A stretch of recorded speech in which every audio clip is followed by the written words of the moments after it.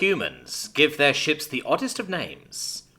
Well, some at the time anyways. Let me explain. Human naming conventions for military ships, as much as I've been able to tell, have changed over the centuries, though they almost always fall back on older naming conventions or legacy names, depending on the significance of the ships being built. From naming some of their ships after cities, to the physical landmarks like rivers or mountains, to a variety of different concepts, humans have a long and varied history when it comes to naming their ships. While the nations of Earth united a long time ago, some of their particular naming conventions still hold sway.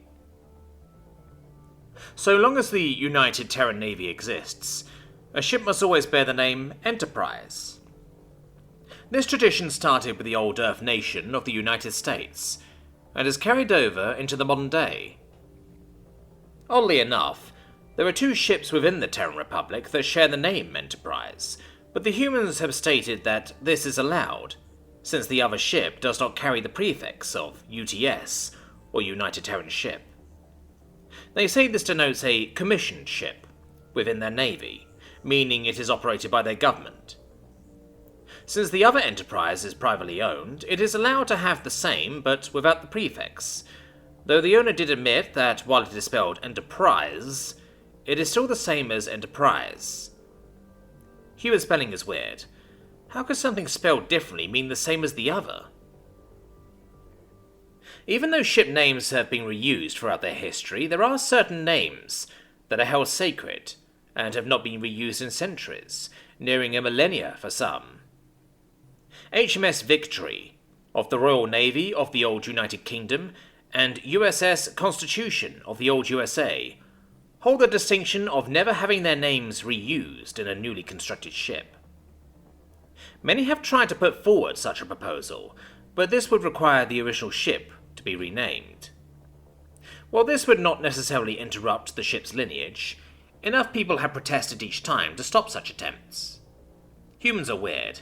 If such a name is so prestigious, why not have it transferred to a new ship, and have their ship carry on its legacy and bring further glory to it? Sometimes, much to the chagrin of many in the Terran Navy, certain names that are normally deemed inappropriate for a military vessel get past them. While not malicious nor derogatory in nature, for the most part, on occasion a name slips through their review board. One semi-famous name is that of Pansy. During one infamous day, when the Naval Naming Board had been inundated with thousands of names, the infamous name Pansy was submitted and slipped past their screening process. By the time the ship was commissioned, its name had been finalized as UTS Pansy, much to their chagrin. Due to much protest, they were forced to allow the ship to keep its name.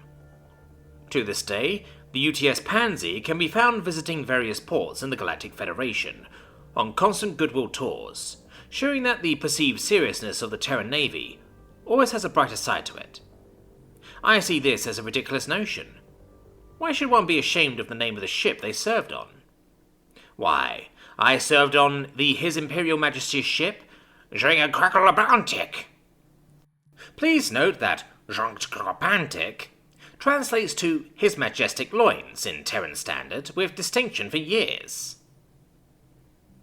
Then there are the names that the Naval Naming Board have allowed to pass in times where the Terran Republic wishes to spite, mock, insult, or just play mess with another galactic power.